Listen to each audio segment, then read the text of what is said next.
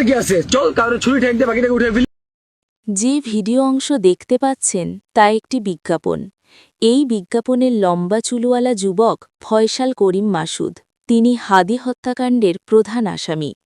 এটি ২০২৫ সালের একটি রাষ্ট্রীয় মাদকবিরোধী বিজ্ঞাপন। প্রযোজনা স্বরাষ্ট্র মন্ত্রণালয়ের অধীনে।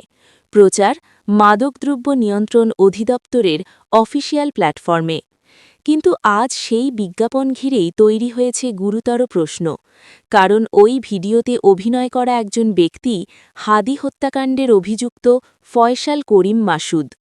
প্রথমে বিষয়টি গুজব বলে মনে হয়েছিল, কিন্তু যাচাই করে দেখা যায় ভিডিওটি সত্যিই ডিপার্টমেন্ট অফ নার্কোটিক্স কন্ট্রোলের অফিসিয়াল ইউটিউব চ্যানেলে আপলোড করা হয়েছিল।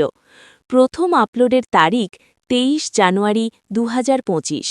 এরপর একই ভিডিও আবার আপলোড হয় ২৫শে সেপ্টেম্বর এবং ৩ নভেম্বর, অর্থাৎ একাধিকবার রাষ্ট্রীয় প্ল্যাটফর্মে পুনঃপ্রচার।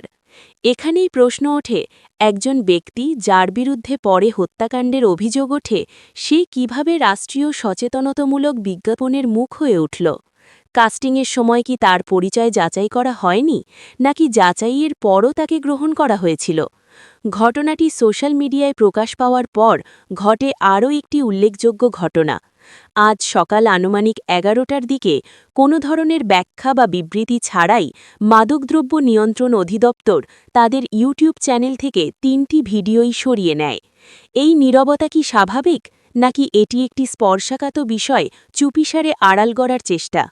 রাষ্ট্রীয় একটি প্রতিষ্ঠানের প্রকাশিত কন্টেন্টে এমন একজন ব্যক্তির উপস্থিতি কেবল একটি ভুল, নাকি একটি বড় প্রশাসনিক ব্যর্থতা? এই প্রশ্নগুলোর উত্তর সরকারকেই দিতে হবে। আর যদি রাষ্ট্র নীরব থাকে, তাহলে জবাবদিহি আদায়ের দায়িত্ব নাগরিক সমাজের কাঁধেই এসে পড়ে। কারণ এটি শুধু একটি ভিডিওর বিষয় নয়, এটি রাষ্ট্রীয় স্বচ্ছতা ও নৈতিকতার প্রশ্ন।